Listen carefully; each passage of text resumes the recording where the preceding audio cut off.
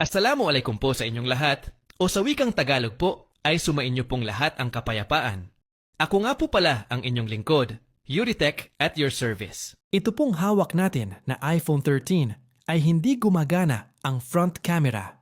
At nang palitan ko po ng replacement front cam, ay gumana naman po ito. Ngunit ang naging problema ay hindi na po gumagana ang Face ID features ng unit.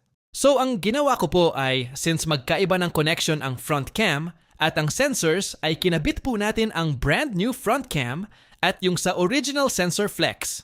The purpose is to check kung gagana ang Face ID.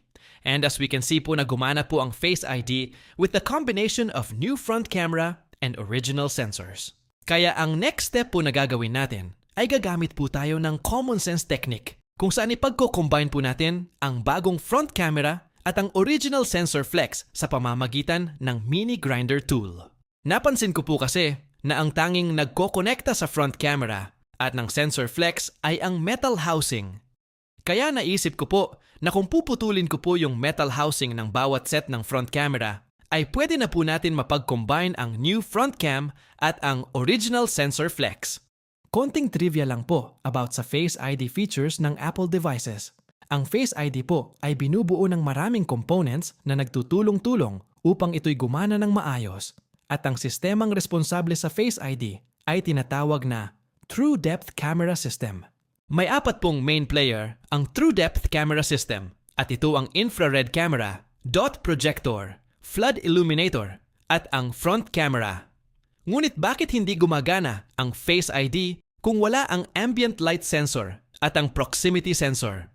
Ang ambient light sensor at proximity sensor po kasi ay ang important supports ng main players. Without the two sensors, hindi po magiging reliable at accurate ang trabaho ng mga main player. And for that reason, kaya nilagyan ni Apple ng unique digital ID ang ating mga support player.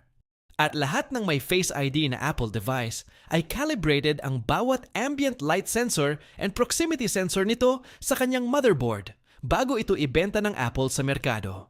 At dahil sa calibrated unique digital ID ng nasabing sensors sa kanyang logic board, ay hindi ito maaring palitan ng bago or original.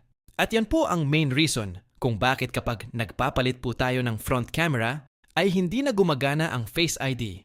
Hindi dahil sa front camera, kundi dahil po sa mga sensor na kasama sa front camera. At ito pong napanood po nating proseso na aking ginawa, ay ang isa po sa mga technique na pwede po nating gayahin kapag nagpapalit po tayo ng sirang front camera sa mga iPhone na natatanggap po natin.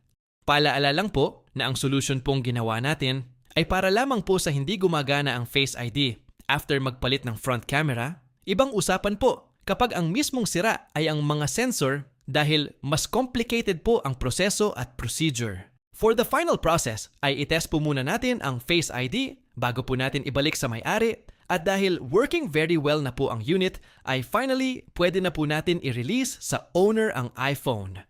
Naway nakapulutan po ninyo ng idea at kaalaman ng video nating ito. Maraming salamat po sa inyong panunood and see you again on our next videos.